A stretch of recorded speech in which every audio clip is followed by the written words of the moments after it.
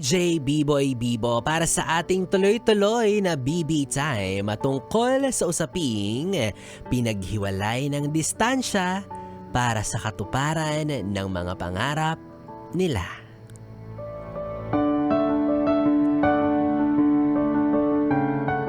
Yes, friend. Minsan ka na bang nakaranas ng isang relasyon kung saan ay kayo ay pinaglayo ng distansya? Hindi para trip-trip lang, hindi para magpalamig, kundi para sa magandang kinabukasan. And when I say LDR or long distance relationship, ito yung tipong tawid dagat. Yung layo ng distansya ninyo, kumbaga milya-milya, kilo-kilometro ang layo. Lungkot, no? Saet. Kanina nga sabi nga ng kanta ni Jonalyn Veray, bakit pa ba kinakailangan na ikaw ay lumisan upang abutin ang mga pangarap namin or natin? Pwede ikaw umalis. Charot. Ikaw umalis, ako na nga aabot, puro ka preklamo, ikaw pa'y malulungkot. Kakainis. Pero 'di ba? Kung iisipin, malungkot naman talaga. Mahirap siya. Kumbaga maraming bagay kang makokompromiso, maraming bagay kayong isasakripisyo para sa ngalan ng magandang kinabukasan ng relasyon ninyo. For sure gagawin mo naman 'yun hindi para makalayo ka or makaiwas ka sa jowa mong talakera. Hindi naman ganon, di ba? But for sure, you are doing that for the better future. Para sa inyong dalawa rin yan. Kaya ikaw bilang aalis, mabigat sa loob mo pero alam mong kailangan. Andun yung takot, yung pangamba, yung pag-aalinlangan na baka pagbalik mo wala ka na palang babalikan. But still, lakas loob mong tinuloy. Lakas loob mong gagawin. Pikit mata kang aalis. Kasi meron kang minamahal na taong umaasa sa'yo. At naghihintay sa pagbabalik mo. At sa perspektibo naman ng mga taong iniiwan, kinakailangang magtiis. Alam kong mahirap din yan. Alam kong abot-abot din yung pangamba mo. Yung pag-aalala mo para sa taong mahal mo na lalayo sa bansang to. Magiging dayo. Ibang lahi ang amo. Mag-isa lang siya. Wala siyang kasama, wala siyang kamag-anak, kapamilya, kapuso, kapatid. Kaya alam kong worried ka rin. At syempre higit sa lahat, worried kayo sa relasyon na meron kayo. Sa kung paano nyo ito masosurvive. Sa kung paano nyo iraraos yung mga pagkakataon, mga okasyon na dapat magkasama kayo. Valentine's, birthday, Pasko, mansari ninyo, anniversary. Hay, kamay-kamay. Kamay-kamay talaga. Oo, dot muna sa sa cellphone, ayan. Kaya thank God naniniwala rin ako na swerte natin sa panahon ngayon kasi meron na tayong much better kind of technology, no? Na magkalayo man pero parang malapit na rin. Kasi meron ng video call. Parang masarap yun. Video call na lang. Diba? Kasi dati sulatan pa, ganyan, send ka ng picture o kaya ng handwritten letter. Pero ngayon, mas madali na. Mas kahit papano, monitor mo na, nakikita mo na real time yung taong minamahal mo mula sa malayo. But that doesn't guarantee na hindi ka na masyadong malulungkot, hindi ka na masasaktan, hindi ka na mag-aalala. Of course, mararamdaman mo pa rin yung hirap at sakripisyo ng paglayo ninyo sa isa't isa. Pero kahit papano, mas pinagaan na. Kahit papano, masasabi nating mas pinadali siya. Although, on the other hand, magkalayo pa rin kayo. Kala mo. LDR pa rin kayo.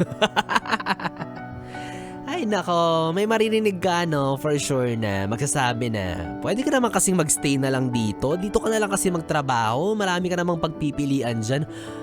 Hello? Pakialam nyo ba? Kahit naman ako magka-chance lang mga ibang bansa, ayoko na rin dito sa bansang to. Charot lang. Diba? Laki-laki ng ambagan tapos di naman kami nakikinabang masyado. Doon na lang ako sa ibang bansa, mas malaki yung kitaan, mas malaki yung, alam mo na, ayoko na lang mag-talk. Diba? Bayad ka ng Meralco tapos marami ka rin palang babayaran para sa ibang tao. Mga ganyang eksena, diba? Kaya, tama yun, no? Nagagawin or ginagawa nila to, not just for themselves, but for the people they love. Mahirap yan.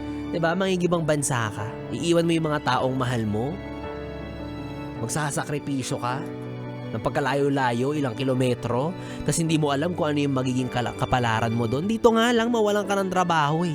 Ang hirap-hirap na, nakakapraning na, what more kung doon, hindi sigurado yung magiging future mo. Kaya ibang klaseng tibay ng loob at determinasyon talaga yung meron yung mga OFW natin. Kaya sila talaga yung mga ituturing nating makabagong bayani na dapat iniidolo natin, di ba? Na mga dapat tinitingala at hinahangaan natin. Hindi yung mga politiko na hindi naman pumapasok sa trabaho. Ilang buwan na, hindi pa nagpapakita sa Charot! Diba? So going back, mga yes-pre natin na yan, ikaw na naiwan, i-appreciate mo pa siya ng mas dobleng appreciation. Kasi ibang klase yung determinasyon, ibang klase yung sakripisyo niya para sa inyong relasyon. Kaya alam nyo, sana dumating yung point no na kung mangingibang bansa man tayo, sana yung hindi na para magtrabaho, kundi para ilibot na lang yung pamilya mo sa buong mundo. Yung tipong travel na lang kayo, ganun. Well, pasensya na ha. Sa ngayon kasi trip to Jerusalem lang yung kaya ko. Oo, monoblock lang ang kailangan. Trip to Jerusalem na nga lang, natatalo pa. Naaagawan pa ng iba. So going back, bottom line ng ating usapan ngayong gabi mga yes friend, para sa inyo na mga kasalukuyang nasa kalagitnaan ng LDR or long distance relationship, kapit pa. Panatilihin ninyo ang pagmamahalan ninyo sa isa't isa. Pag-alabin ninyo ang tiwala. Na balang araw, muli rin kayong magsasama at magkikita. Na balang araw, hindi nyo na kinakailangang maghiwalay para sa mas magaan na buhay. Balang araw, kayong dalawa ang magsasama hanggang sa hukay. Yes! Kinilig ka ba doon yung magsasama kayo hanggang sa hukay o medyo natakot ka? Ay, naka, well, anyways mga yes friend, bilang anong oras na rin, baka ako umalagay sa hukay kapag hindi ko pa tinapos to. O, eto na ang hinihintay mong mahalagang anunsyo kung sino nga ba ang mapalad maswerteng magkakamit ng tumataginting na 500 piso para sa ating ACS! Pera, pera! Pera, pera lang yan! ACS! Pera, pera! Pera, pera lang yan! ACS! Yes, friend! Speaking of trabaho, yung jowa mo na nagtatrabaho sa malayo o hindi naman kaya trabaho na, di ba, ma-appreciate tayo dahil bukas ay araw ng mga manggagawa. Oo, na, alam mo na, Labor Day, holiday, sana all.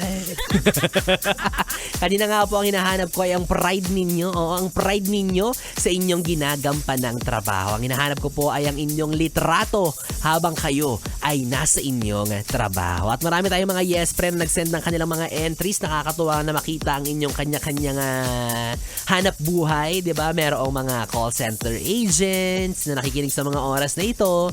Meron din namang mga drivers, meron din namang mga kasambahay, 'di ba? At marami pang iba. Pero syempre syempre isa lang ang pwedeng manalo, kundi mag-aabono ako pag ginawa ko kayong panalo lahat. Kaya naman wag na natin patagalin pa. Congratulations sa pagmumukha mo. Sa'yo na ang tumataginting na 500 piso. Jovilon Malveda, congratulations! Meron kang 500 pesos. Diba? Dagdag yan sa sweldo mo ngayong araw na to. Tapos bukas naka-holiday ka pa. San ka pa? Diba? Sarap ng buhay. Sabi niya dito, last night at Western Digital Company. Off mode na muna dahil bukas walang pasok. Sana all ang yabang mo. Dapat di kita pinanalo.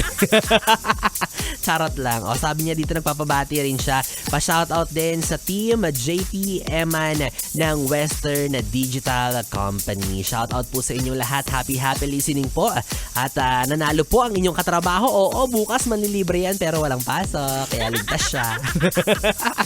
At ikaw, yes, pero kung gusto mo rin magkamit ng 500 pesos, ituloy-tuloy mo lang ang pakikinig at pakikitutok sa 101.1 Yes FM. At syempre ang patuloy na pagtangkilik sa mga produkto ng ACS Manufacturing Corporation tulad ng Pride Detergent at malay mo, ikaw na ang susunod na mananalo para sa ating ACS. Pera, pera, pera, pera lang yan. ACS. Pera, pera, pera, pera lang yan. ACS. Yes, friend, 3 oras na BB time ang ating pinagsamahan. Nakapiling niyo po ang BB nyo sa radyo, ang DJ na mabilis bumayo ang dila sa mikropono. Ako po si DJ B-Boy. B-Boy, Bibo. Happy weekend! Charot! Hindi pa happy weekend, hindi pa long weekend si B-Boy Bibo dahil bukas ay muli po tayong magkakasakasama at magkakarinigan sa parehong oras dito lang sa istasyong No Problem, ang 101.1 Yes FM. Sabay-sabay, solid! Oras natin, 11:42. Good night, BB! Mwah, mwah.